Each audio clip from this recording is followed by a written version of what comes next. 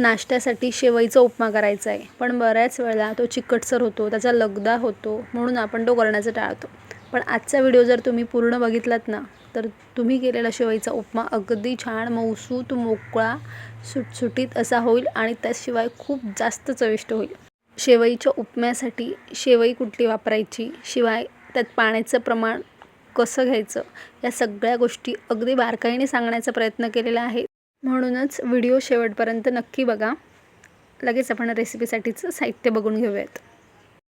इथे मी उपमा करण्यासाठी रेडीमेड शेवई वापरणार आहे. तुम्ही जर घरी केलेली शेवई वापरत असाल ना, तर जाड शेवई उपम्यासाठी वापरायची, बारीक शेवई अजिबात वापरायची नाही. इथे मध्यम आकाराचा कांदा बारीक चिरून घेतलेला आहे, 3 ते 4 हिरव्या मिरच्या, कढीपत्त्याची पानं, अर्धा लिंबू, कोथिंबीर आणि हिरवे वाटाणे आहेत जे मी उकडून घेतलेले आहेत. इथे जरी तुम्हाला शेवईचा रंग हलका पिवळसर दिसत असला तरी ती शेवई भाजलेली नसते. यात गव्हाची आणि मैद्याची अशा 2 प्रकारच्या शेवई मिळतात, तर या दोन्ही शेवया भाजलेल्या नसतात. त्यामुळे अजिबात न भाजता पिवळसर रंगाची शेवई वापरायची नाही आहे, तीही आपल्याला भाजूनच घ्यायची आहे. तर त्यासाठी मी गॅसवर कढई तापवत ठेवली आहे. कढईत 1 पळी तेल घालते, फार नाही पण तेल घालूनच छान भाजून घ्यायची आहे. यात आता आपण शेवई छान भाजून घेऊयात आणि शेवई एक 4-5 मिनटात मीडियम आचेवर छान अशी भाजून घ्यायची.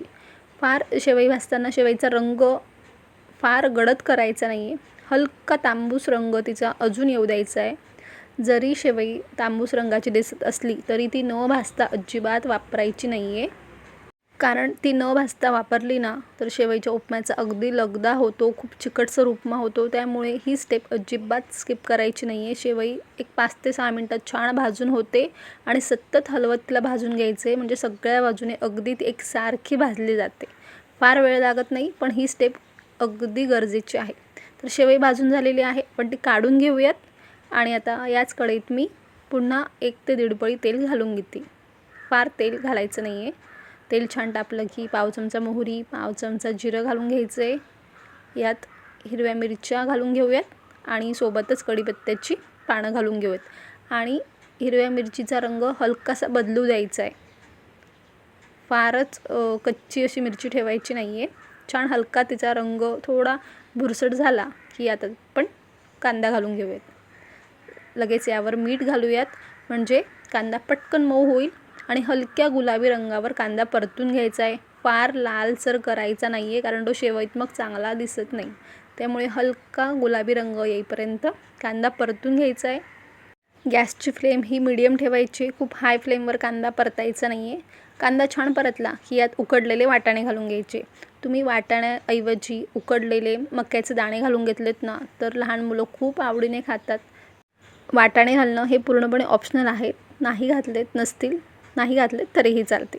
आता यात चिमूटभर हिंग घालायचं आहे, अगदी पाव चमचा हळद, पाव चमचा इथे मी धणेपूड घालून घेते आणि हे घातलेले कोरडे मसालेसुद्धा कांद्यासोबत छानसे परतून घ्यायचे. फार बघा तेलकट दिसत नाही आहे, आपण यात तेल कमी घातलं आहे, कारण आपण शेवई भाजताना देखील तेल वापरलेलं होतं. आता हे छान परतून झालं आहे. यात भाजून घेतलेली शेवई घालून घ्यायची आणि एकीकडे आपल्याला पाणी गरम करण्यासाठी ठेवून द्यायचं आहे.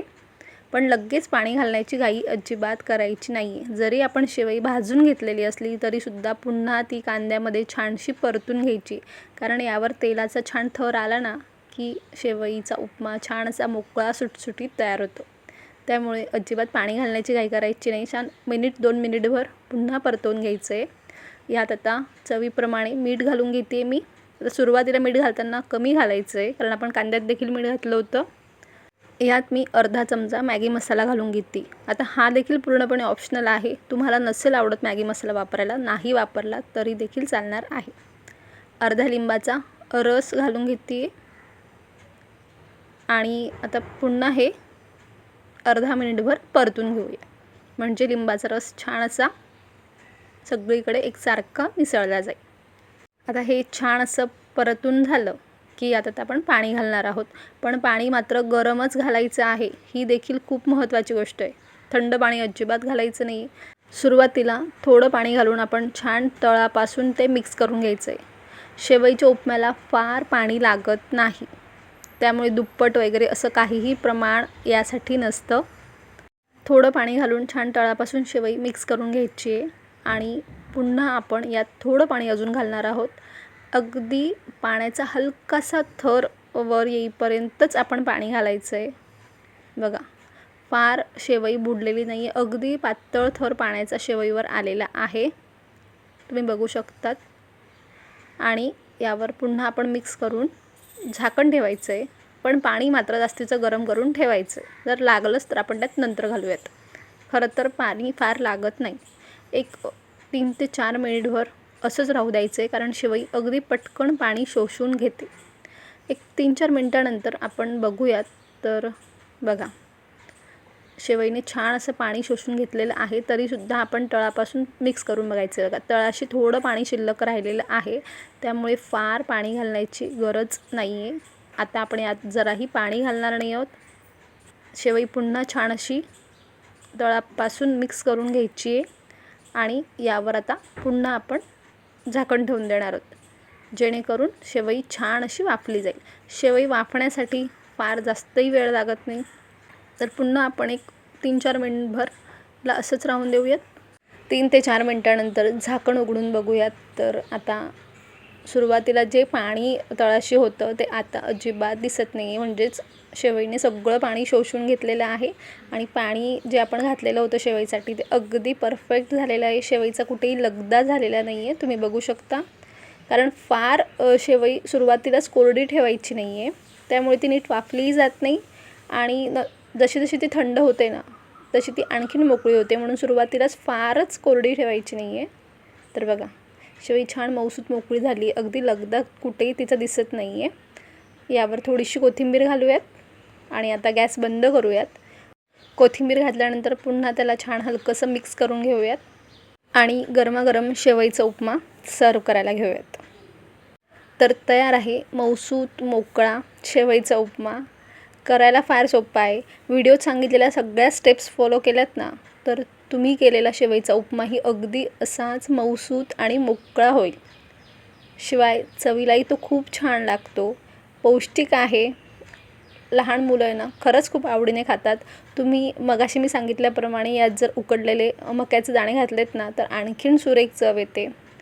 शेवईचा उपमा करण्यासाठी फार असा वेळही लागत नाही. शेवई भाजण्यासाठी एक 4 ते 5 मिनटं लागतात आणि फोडणी देऊन वाफेपर्यंत अगदी 7-8 मिनटात शेवई होऊन जाते. तुम्हीही नक्कीच अशा प्रकारे शेवईचा उपमा करून बघा. कसा झाला हे कमेंट्समध्ये जरूर कळवा. आजची ही रेसिपी तुम्हाला आवडली असेल तर पटकन व्हिडिओला लाईक करा. तुमच्या मित्रमैत्रिणींपर्यंत जास्तीत जास्त व्हिडिओ शेअर करा. अशा छान छान आणि सोप्या रेसिपीजसाठी पटकन चॅनलला सबस्क्राईब करा. त्या बाजूचं असलेलं बेल आयकन प्रेस करा. पुन्हा भेटूयात छानशा रेसिपीसोबत. तोपर्यंत धन्यवाद.